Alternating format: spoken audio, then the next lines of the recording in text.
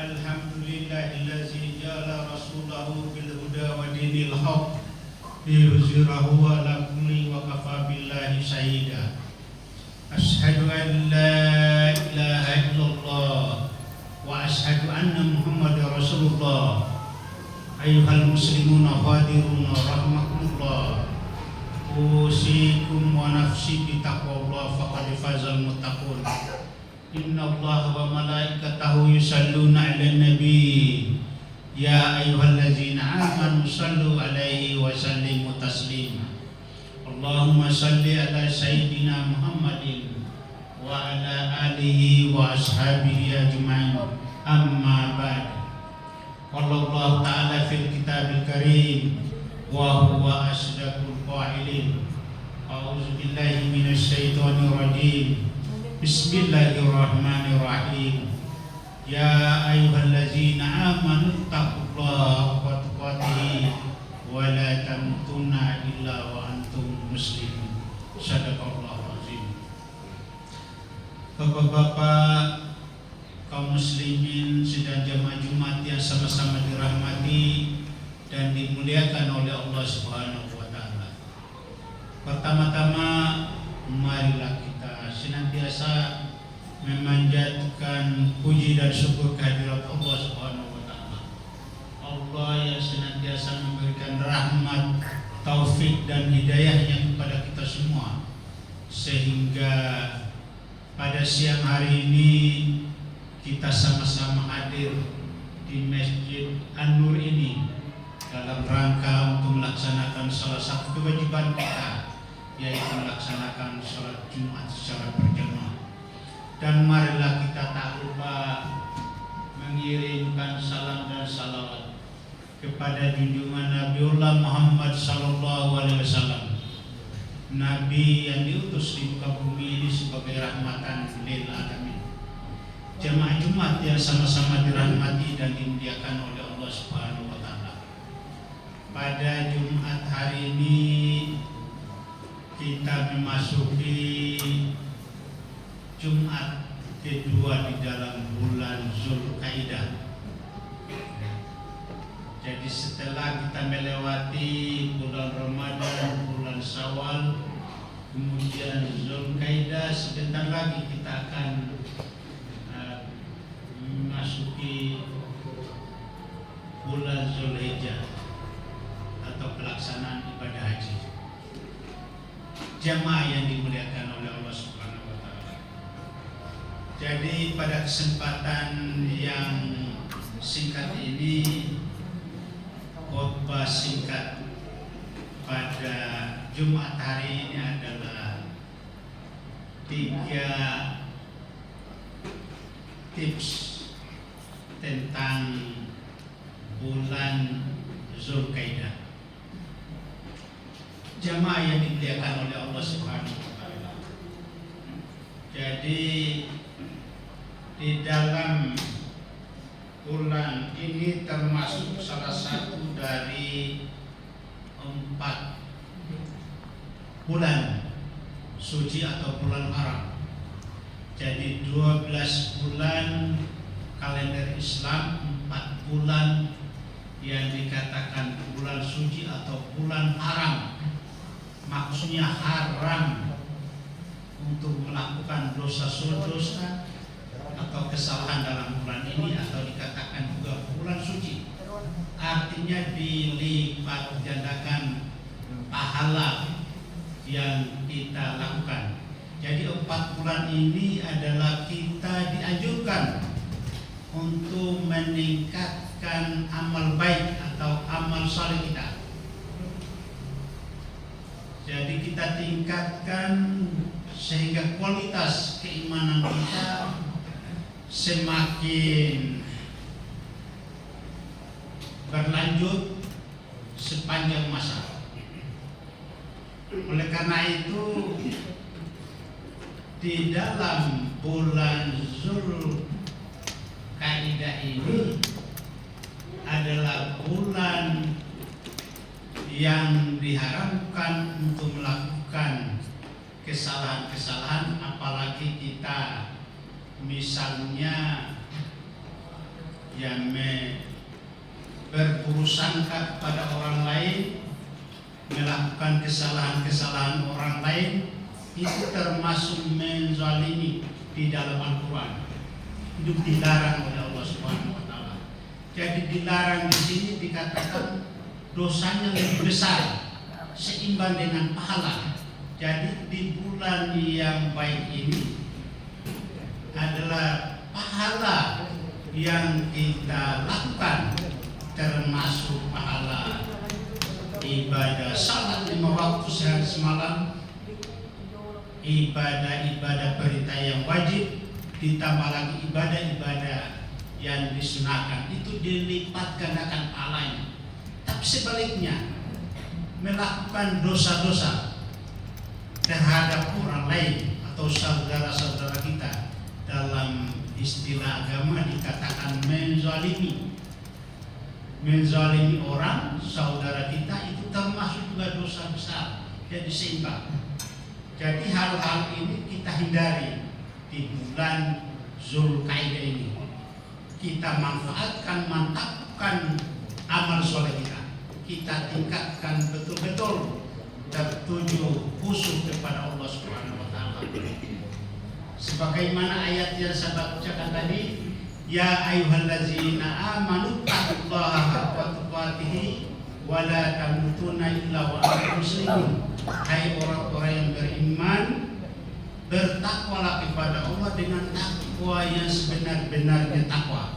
Jadi kita ini diperintahkan atau dianjurkan untuk melaksanakan perintah takwa dengan sebenar-benarnya takwa. Jangan kita tinggalkan dunia ini sebelum sempurna keislaman kita. Jadi kalau kita sudah melaksanakan dan meningkatkan takwa kepada Allah Subhanahu wa Ta'ala, maka berarti sempurna keislaman kita. Di dalam ayat larangan menzalimi, di dalam ayat surat At-Taubah ayat 36, fala tazlimu fihinna anfusakum, jangan menzalimi diri sendiri maupun orang lain. Ini dilarang ya. Jadi oleh karena itu di bulan Zulkaidah ini mari kita berfokus pada niat kita, yaitu semata-mata untuk kita melaksanakan amal soleh betul-betul karena Allah Subhanahu wa Ta'ala. Dengan berniat untuk melaksanakan amal soleh, maka insya Allah akan diterima sebagai suatu ibadah. Karena semua perintah atau apa yang kita lakukan itu tergantung niat kita. Kalau niat kita itu baik, itu termasuk amal soleh karena Allah. Dasarnya innamal a'malu binniyat wa innamal likulli imri'in ma nawa. Segala sesuatunya itu diterima oleh Allah tergantung niatnya. Kalau niatnya semata-mata karena Allah, kita datang di masjid ini untuk beribadah kepada Allah, karena masjid ini adalah rumah Allah, tempat penyembahan kita. Kalau semata-mata karena Allah, maka insya Allah akan diterima suatu amalan. Dan sebaliknya, kalau karena sesuatu hanya untuk berniat untuk diketahui bahwa dia rajin di masjid, tapi di luar Jumat tidak melaksanakan perintah sholat, maka itu termasuk riya atau hanya ingin dipuji atau dikatakan oh dia sembahyang tahu. Jemaah yang dimuliakan oleh Allah Subhanahu wa Ta'ala, itu yang pertama. Kemudian yang kedua, waktu persiapan untuk melaksanakan ibadah haji. Tentu waktu persiapan untuk melaksanakan ibadah haji kita berangkat dari niat. Kita kadang ada niat tapi fasilitas termasuk pendukungnya, keuangan tidak mendukung. Itu juga niat. Tapi niat ini kalau diteruskan karena tidak bisa. Tapi sebaliknya ada pendukungnya, ada dananya. Dia sudah berniat, tapi niat itu tidak diwujudkan, maka itu juga dosa besar. Jadi oleh karena itu di dalam Al-Quran, hijjul baiti man istata'a ilaihi sabila, bahwa yang melaksanakan ibadah haji itu adalah bagi orang yang mampu. Mampu di sini bukan cuma mampu keuangan, ya, tapi mampu fisik, mampu secara spiritual,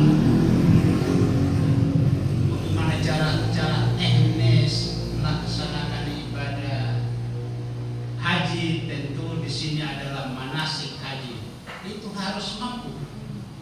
Karena banyak yang melaksanakan ibadah haji itu di sana itu macam-macam kejadian, ya. Tidak seperti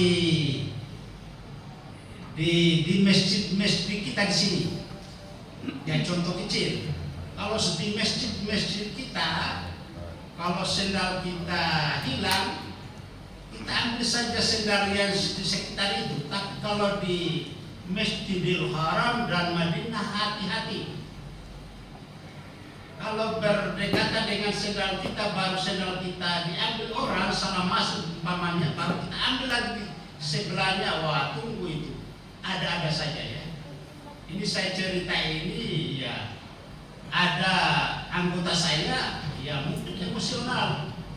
Dia kebiasaannya di Indonesia, dia hilang sendalnya di sekitarnya, dia ambil saja sendalnya orang. Akhirnya dia melangkah, malah bengkak kakinya, tidak bisa diangkat, ya. Akhirnya dia sadar bahwa ini bukan punya saya. Dia kembalikan di Masjidil Haram. Kalau saya pribadi, kalau sendal saya hilang, saya jalan kaki tidak pakai sendal sampai di hotel. Jadi oleh karena itu bagi kita yang ke depan untuk melaksanakan ibadah haji, itu sendal siapkan cadangan. Kalau perlu 10 pasang. Jadi kalau hilang tidak usah khawatir, ada cadangan di rumah, di hotel. Ya seperti itu yang saya siapkan. Sehingga dengan demikian maka kemampuan kita untuk melaksanakan ibadah haji sesuai yang diharapkan. Innamal a'malu binniyat. Jamaah yang dimuliakan oleh Allah Subhanahu wa taala. Lalu bagaimana sekarang ini hajinya orang yang tidak mampu? Dia sudah berniat tapi tidak mampu. Yang sudah bersiap-siap sekarang ini berangkat adalah yang sudah mampu. Rasulullah Sallallahu Alaihi Wasallam kampungnya di Mekah dan Madinah, itu dia cuma 1 kali haji, 1 kali umrah. Itu wajibnya haji. Di selebihnya itu adalah sunnah.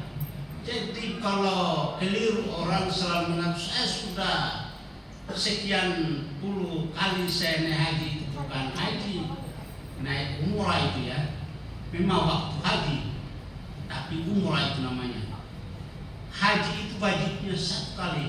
Nabi sendiri kampungnya di Mekah, tapi dia tidak haji juga seperti yang datang seluruh Indonesia, seluruh dunia.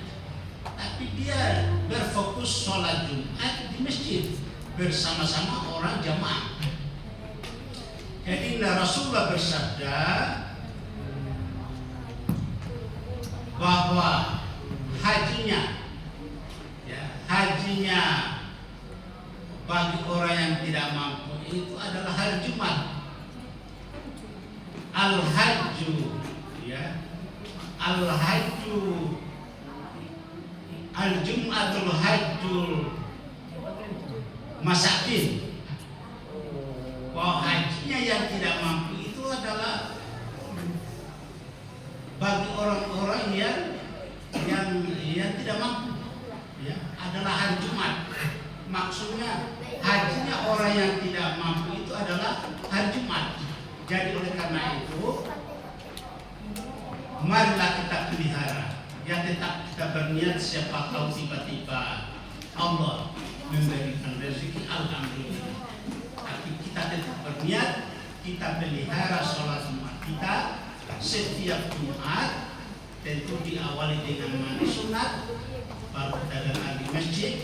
Setiap langkah dari rumah, langkah kanan mendapatkan nilai ibadah, langkah kiri menggugurkan satu dosa. Jadi seimbang kalau kita melaksanakan. Dan Rasulullah bersabda, barang siapa yang berturut-turut tidak melaksanakan sholat Jumat tiga kali, tidak ada uzur, maksudnya tidak ada alasan, apakah dia sakit atau berhalangan berat, itu ditulis namanya di pintu neraka, di pintu neraka masuk.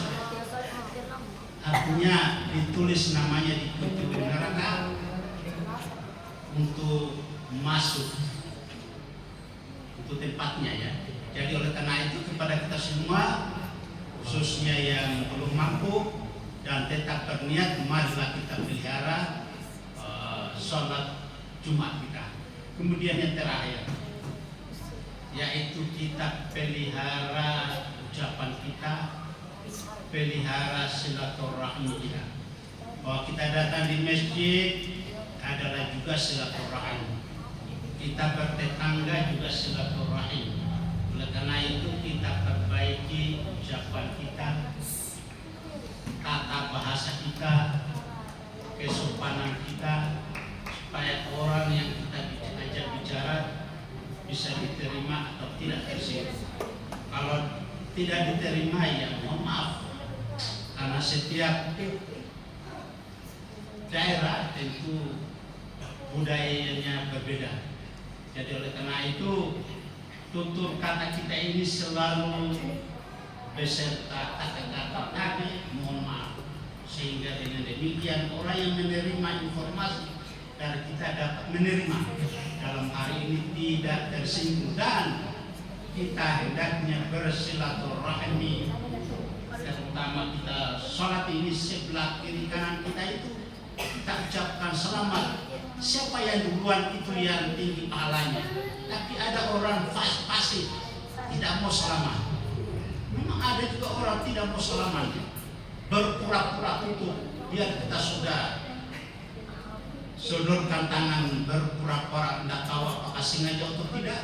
Nah, ini berarti silaturahimnya kurang. Jadi oleh karena itu kepada kita semua, marilah kita perbaiki silaturahim kita dimanapun kita berada, sehingga dengan demikian insya Allah akan kita bisa membawa keselamatan dunia dan di akhirat. Karena kita memang hidup di dunia ini selalu ada kaitannya dengan orang lain. Kalau kita baik sama orang lain, insya Allah akan juga baik kepada kita. Termasuk mengucapkan assalamualaikum, memang sunnah, tapi yang menjawab salam itu wajib kecuali tidak dengar. Jamaah yang dimuliakan oleh Allah Subhanahu wa taala. Demikian khutbah singkat saya. Lebih dan kurangnya mohon dimaafkan. Barakallahu li wa lakum fil Qur'anil azim wa nafa'ani wa iyyakum bima fihi minal ayati wa zikril hakim wa taqabbala minni wa minkum tilawatahu innahu huwal ghafurur rahim.